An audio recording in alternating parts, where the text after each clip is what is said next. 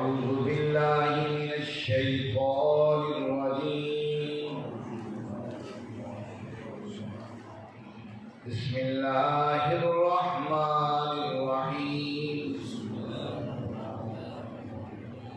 ولله الأسماء الحسنى فادعوه بها وذروا الذين يلحدون في أسمائه سيجزون ما كانوا يعملون وممن خلقنا أمة يهدون بالحق وبه يعدلون والذين كذبوا بآياتنا سنستدرجهم من حيث لا يعلمون وأملي لهم إن كيدي متين أولم يتفكروا ما بصاحبهم من جنة إن هو إلا نذير مبين أولم ينظروا في ملكوت السماوات والأرض وما خلق الله من شيء وأن عسى أن يكون قد اقترب أجلهم فبأي حديث بعده يؤمنون من يضلل الله فلا هادي له ويذرهم في طغيانهم يعمهون. صدق اللہ. عزیز ساتھیوں، تمام حمد و ثنا، تعریف و توصیف و توہین و کریم رب کے لیے جس کا رحم اور کرم حد ہوتی ہے. اس کے بعد لاکھوں کروڑوں درود و سلام اس نبی مہربان پر جنہوں نے اللہ رب العزت سے حق کو پا کر ہم تک حق پہنچانے کا حق ادا کیا. عزیز ساتھیوں، نامہ پارہ ہے سورۃ الاعراف ہے، اور ہم نے سورۃ الاعراف کی 179 آیات پڑھ لی ہیں. گزشتہ آیات بینات میں ہم نے پڑھ اور سنائے کہ اللہ رب العزت نے فرمایا کہ اللہ رب العزت نے جہنم کے لیے ایسے لوگوں کو تیار کر رکھا ہے، اور ایسے لوگ ہیں جو دل رکھتے ہوئے بھی سمجھنے کو تیار نہیں ہیں، آنکھیں رکھتے ہوئے بھی دیکھنے کو تیار نہیں ہیں، اور کان رکھتے ہوئے بھی سننے کو تیار نہیں. اور ایسے انسان جانوروں سے بھی بدتر ہے. جانور بھی دیکھ لیتا ہے، یہ اس سے بھی بدتر ہے. اور یہ ایسے لوگ ہیں جو غفلت کا شکار ہے. جب انسان غافل ہو جاتا ہے، اور غافل انسان کے نظریات بھی تبدیل ہو جاتے ہیں. آج اگلی آیات میں ہم دیکھیں گے اللہ رب العزت نے کیا احکامات میں بنائے ہیں. فرمایا اعوذ باللہ من الشیطان الرجیم وللہ الاسماء الحسنی. تمام اچھے نام اللہ ہی کے ہیں. فادعوہ، بس انہیں پکارو، بہا ہی کے ذریعے. وذروا الذین یلحدون، اور چھوڑ دو ان لوگوں کو جنہوں نے الحاد اختیار کیا فی اسمائہ، اس کے نام. سیجزون، ان قریب ہم بدلہ دیں گے ما کانوا یعملون، جو کچھ وہ کر رہے ہیں. یا اس آیت میں فرمایا وللہ الاسماء الحسنی، جتنے اچھے نام ہیں وہ اللہ ہی کے ہیں. احادیث کے اندر جو آتے ہیں بخاری اور مسلم اور ترمذی کے احادیث کے اندر کہ 99 نام احادیث میں آتے ہیں اللہ رب العزت. اور جتنے اچھے نام ہیں یہ 99 نام بڑی بہترین ہیں. بعض محدثین نے کہا یہ 99 نام ہیں، ان سے ملتے جلتے اور بھی نام ہیں جن کی تعداد 120 تک جا کر رہتی ہے. بہرحال 99 نام کا تذکرہ کیا ہے، اور قرآن مجید کے اندر بھی یہ نام آتے ہیں. یہی نام ہے اللہ کے بہترین نام، انہی ناموں سے فدعوہ بہا، اللہ کو پکارو۔ ان میں اللہ کے ذاتی نام دو ہیں، اللہ اور رحمان، باقی اللہ کے صفاتی نام۔ تو اللہ نے کہا ان صفاتی ناموں سے اللہ کو پکارو، یہ اللہ کے نام۔ وَذَرُوا الَّذِينَ يُلْحِدُونَ فِي أَسْمَائِهِ، اور چھوڑ دو لوگوں کو جنہوں نے اس کے ناموں میں الحاد اختیار کیا ہے۔ الحاد یلحدون لفظ لحد سے نکلا ہے۔ لحد کیا ہے؟ آج کل تو ہمارے یہاں رواج ہی ختم ہو گیا لحد کا۔ آپ جانتے ہیں لحد اس قبر کو کہتے ہیں جو کھودی سیدھی جائے اور سائڈ سے مٹی نکالی جائے اور سائڈ کے اندر دفن کیا جائے، اس قبر کو لحد کہا جائے۔ لحد کے لفظی معنی یہ ہے کہ سیدھی بات پر عمل کرنے کی بجائے اس سے ہٹ جانا، کیونکہ لحد قبر جو ہوتی ہے وہ بغوی قبر کو کہا جاتا ہے، کھدائی سیدھی ہوتی ہے لیکن سائڈ کے اندر بغل میں کھدائی کر کے میت کو اس کے اندر رکھا جاتا ہے۔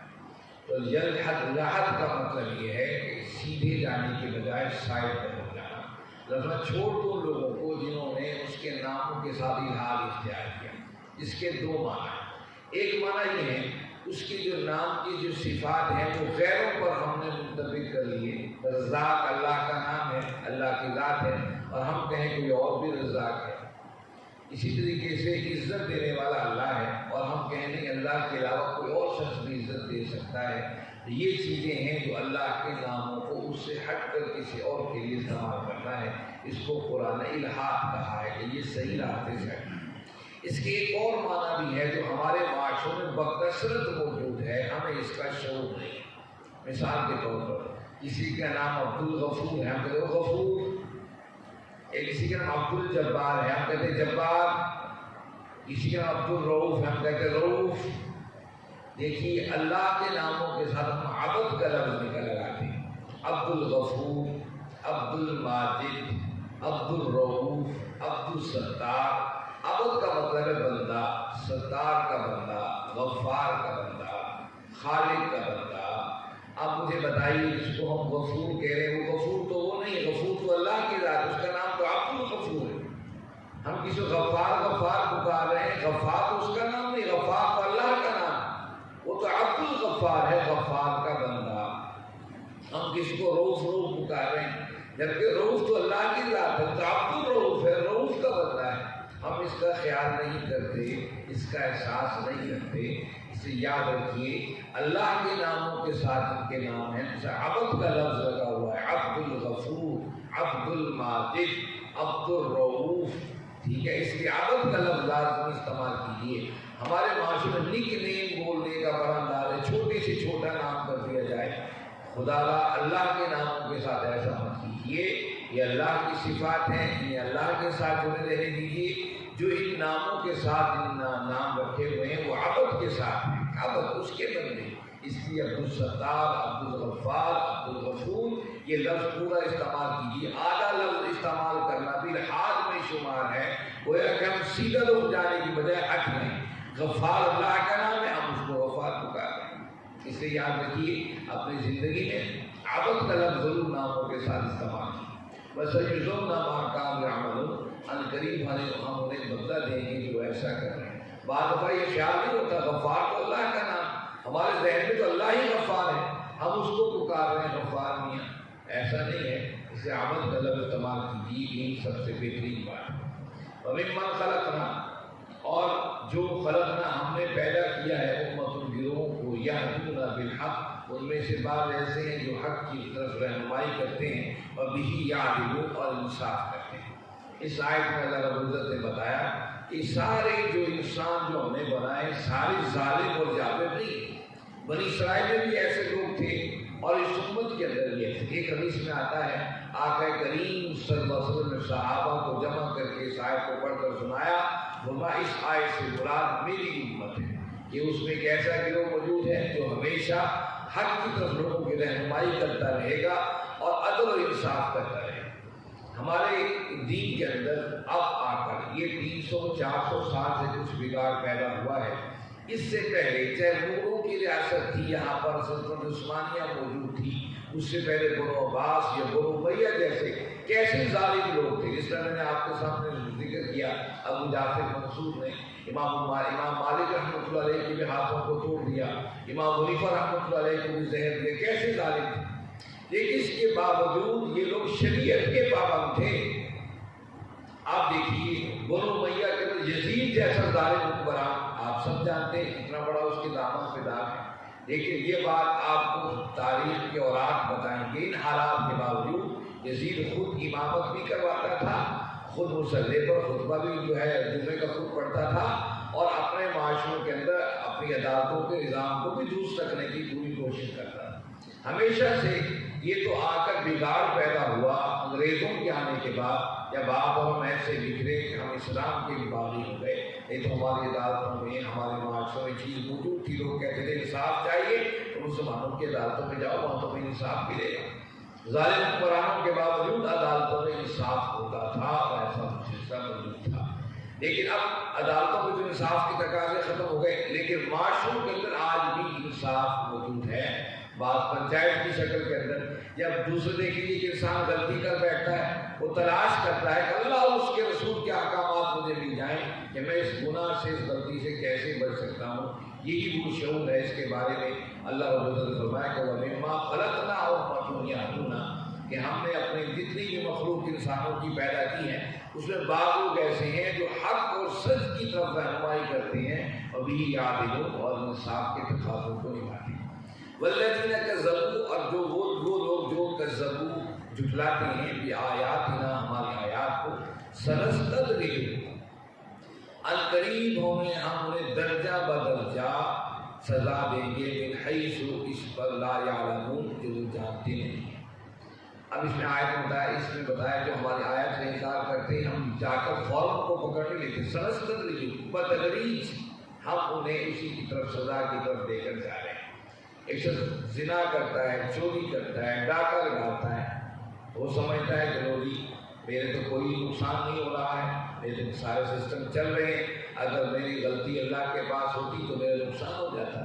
یاد رکھیے اللہ رب العزت انسان کو ڈھیل دیتے ہیں, اس کو گناہوں میں پکڑتے نہیں ہے. سنستدرجہم, بتدریج اسے پکڑا جاتا ہے. جب انسان بالکل باغی ہو جاتا ہے اللہ اسے چھوٹ دیتے چلے جاتے ہیں, باغی ہو جاتا ہے من حیث لا یعلم, یہاں تک کہ وہ گمان چھوڑ دیتا ہوں کہ مطلب میں تو آزاد ہوں. جب اللہ اسے پکڑ لیتے ہیں وہ املی لہم, اسے ڈھیل دیتے چلے جاتے ہیں. ان کیدی متین, بے شک قیدی میری پکڑ, میرا طریقہ خودی قیدی متین, وہ بالکل واضح اور صاف ہے. قیدی کا مطلب دھوکہ بھی ہے, جو کئی دن کسی کو دھوکہ دینا, لیکن یہ اللہ کے ساتھ کئی دھوکہ دینے کی مراد نہیں, اللہ کی تدبیر ہے کہ وہ ساری تدبیر جو ڈھیل دینے کے لیے ہے وہ اسی لیے ہے تاکہ اس کو پکڑا جا سکے. اولا میں دفت کروں, کیا تم لوگوں نے غور و فکر نہیں کیا, ماں بھی صاحبی, یہ جو صاحب ہیں یعنی کہ محمد کریم صلی اللہ علیہ وسلم, یہ نہیں ہے من جنہ کوئی مجنون, ان ہوا الا نذیر مبین, بے شک یہ کہ وہ ہیں ڈرانے والے کھلا. یہ دیکھیے ہر صورت میں جتنی بھی صورتیں ان کا مطالعہ کیجیے, جب آخری آیات آتی ہیں 2-3 رکوعات, اس میں مختلف باتوں کو بار بار دہرایا بھی جاتا ہے اور سمجھایا بھی جاتا ہے تاکہ لوگوں کو سمجھ آ جائے. ہر صورت کے آخری 2-3 رکوعات اسی بات پر مشتمل ہوتے ہیں. ہر آیت میں تو نئی بات بتائی جا رہی ہوتی ہے, اور مفسرین اور محدثین انہی آیات سے اس بات پر خبر پاتے ہیں کہ یہ کن حالات میں ہوتی. آپ دیکھ لیجیے اس وقت موجودہ دور کے اندر قرآن مجید کی یہ تک ترتیب موجود ہے کہ یہ آیت, یہ صورتیں ہجرت کے کس سال اتری, اس لیے کہ مفسرین نے آیات کو دیکھ کر ان کا اندازہ لگایا کہ یہ کون سے سال میں اتری. اسی طریقے سے یہاں پر تذکرہ تو اللہ کی توحید کا, عظمتوں کا, انسان کا چل رہا تھا, ساتھ ہی یہاں غور و فکر کرنے کی دعوت دی گئی. اللہ کے نبی صلی اللہ علیہ وسلم کی زندگی ہے, کیونکہ دعوت اور پیغام اللہ کے نبی صلی اللہ علیہ وسلم دے رہے تھے. جب اللہ کے رسول ان کے سامنے حق کو رکھ رہے تھے وہ حق کا انکار کر رہے تھے, اور انکار کرنے کی کوئی وجہ نہیں تھی. اس پر کافروں نے بھی سر جوڑا کہ دیکھو کہ حضور کی بات کا انکار ہم لوگ نہیں کر سکتے. کوئی اس کے بارے میں کوئی سوچ سمجھ کر کوئی ایسا انعام لگایا جائے, کیونکہ اس سے ہماری سرداریاں زد میں آ رہی ہیں، چھوٹے اور بڑوں کا جو ہے یہ برابری کا نظام آ رہا ہے، تو پھر ہمارے اوپر جاتی مثال ہمارے حقے کون بھکائے گا، ہماری خدمتیں کون کرے گا جب ہم سب برابر ہو جائیں گے؟ اس کا حل کیا ہے؟ ان کا پھر ایسا کہو کہ یہ مجنون ہے۔ مجنون یہ ہے کہ مخصوص الحواس ہے، نعوذ باللہ تعالی، اس پر کسی جن نے سایہ کر دیا ہے اور جن سے پٹیاں پڑھ رہا ہے۔ عموماً دیکھ لیجیے معاشروں میں ایسے لوگ ہوتے ہیں جنہوں کہتے ہیں جن آ گیا ہے تو جب اپنا تک ہوش نہیں رہتا، وہ کہنے کہ یہ بات کرو تو قرآن کا حوالہ نہیں تفکر، کیا تم نے غور و فکر نہیں کیا؟ یہ آمنہ تو تم تو یہ تھی، یہ عبداللہ کا لخت جگر اسی سرزمین مکہ میں پلا بڑھا، اس کا بچپن تمہارے سامنے، اس کا لڑکپن تمہارے سامنے، اس کی جوانی تمہارے سامنے، اس کی سچائیوں کی مثال تو کعبے کے لگے پتھر کی گواہی دی، ہجر اسود کی گواہی دے رہا ہے۔ تم لوگوں نے خود کہا تھا اس زمانے میں جب یہ 25 سال کا اس کا نوجوان تھا کہ جو داخل ہو جائے گا کعبے کے اندر وہی ہجر اسود کا فیصلہ کرے، اور اس نے اس زمانے میں ہجر اسود کو کپڑے میں رکھ کر تم سب ستاروں کو پکڑ کر، تاکہ تم سب لوگ جو لڑنے کے لیے تیار تھے کہ ہم اس اجر کو ہم خود حاصل کریں گے، تم سب کو ایک بڑی لڑائی سے روک دیا تھا کہ اس کی ضمانتیں بتاتی رہی۔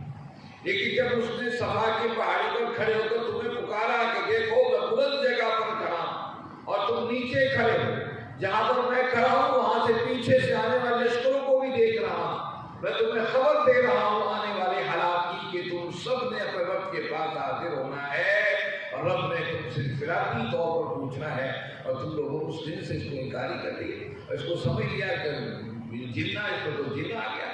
یہاں اس آیت میں اللہ کے نبی صلی اللہ علیہ وسلم کی سیرت پر غور و فکر کرنے کی دعوت دی، اور یہ آیت چونکہ قیامت تک کے لیے موجود ہے، اس لیے یہ آیت گواہی دے رہی ہے قرآن اللہ کے نبی صلی اللہ علیہ وسلم کی سیرت کے بغیر سمجھنا ناممکن ہے۔ حضور کی سیرت پر غور و فکر کرنا پڑے گا اسی طریقے سے اس پر خود جس طرح قرآن پر غور و فکر ہوتا ہے۔ اس لیے کہا والا بھی تفکر، کیا تم غور و فکر نہیں کرتے؟ ماں بصاحبہ من جنہ، کہ اس پر کوئی جن نہیں ہے، ان هو الا نذیر مبین، یہ تو کھلا واضح تمہیں ڈرانے والا ہے۔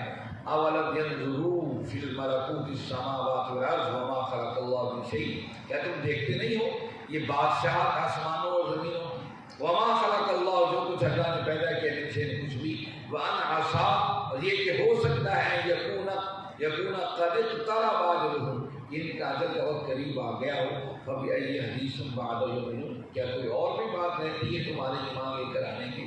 تمہارے گھر کو سیدھا ہو جاتے ہیں، تمہارے لباس کو سیدھا ہو جاتے ہیں، تمہاری سواریاں ختم ہو جاتی ہیں، تمہارے کھانے پینے کے برتن جو ایک حد کے بعد ختم ہو جاتے ہیں، انسان نے بھی ایک حد کے بعد چلے جانا ہے۔ یہ جو نظام کھڑا ہے چاروں سمت کیا یہ ہمیشہ ہمیشہ رہے گا؟ کیا تمہیں نظر نہیں آتا اس نے ایک دن ختم ہو جانا ہے؟ ایک جس نے ختم کرنا ہے، جس نے وہ بھی کائنات اور خالق اور مالک ہے، کیا تمہیں خیال نہیں آتا؟ فبأي حدیث بعد، اس کے بعد بھی کوئی بات رہ جاتی ہے؟ یہ اللہ رب العزت نے واضح طور پر انسان کو بتا دیا کہ انسانوں اپنے رب کی طرف پلٹاؤ، اس کے علاوہ کوئی اور راستہ نہیں ہے، اور خاص کر نبی کریم صلی اللہ علیہ وسلم نے سیرت پر غور و فکر کرنے کی دعوت دی ہے۔ ہمیں بھی چاہیے کوئی نہ کوئی سیرت کی کتاب اپنے گھروں میں ضرور رکھیں، اپنے بچوں اور بچیوں کو بھی پڑھائیں، خود بھی اس کا مطالعہ کریں۔ اور سب سے بہترین کتاب ویسے رحیق المختوم بھی ہے، رحمت للعالمین بھی ہے، رحمت عالم بھی ہے، اسی طور بہت سی کتابیں، سید سیرت سرور عالم وہ بھی سیرت کی کتاب ہے۔ کوئی نہ کوئی سیرت کی کتاب ضرور رکھیے۔ محسن انسانیت نئی دہلی کی صاحب کی بڑی بہترین ہے۔ النبی الخاتم سیرت کی بڑی زبردست کتاب، بڑی باکمال کتاب ہے النبی الخاتم، مختصر سی ہے اور کیا کمال سیرت کی کتاب ہے۔ اس کی اردو اگرچہ پرانی ہے لیکن پڑھنے میں لذت عظیم ہے، اور نبی کریم صلی اللہ علیہ وسلم کی منفرد سیرت کے نقشے سامنے آتے ہیں۔ ضرور اللہ کے نبی صلی اللہ علیہ وسلم سیرت کا مطالعہ کیجیے۔ اللہ رب العزت سے دعا ہے اللہ رب العزت آپ اور ہم سب کو سمجھنے، اس پر عمل کرنے کی توفیق عطا فرمائیں۔ وآخر دعوانا الحمد للہ رب العالمین، والصلاۃ والسلام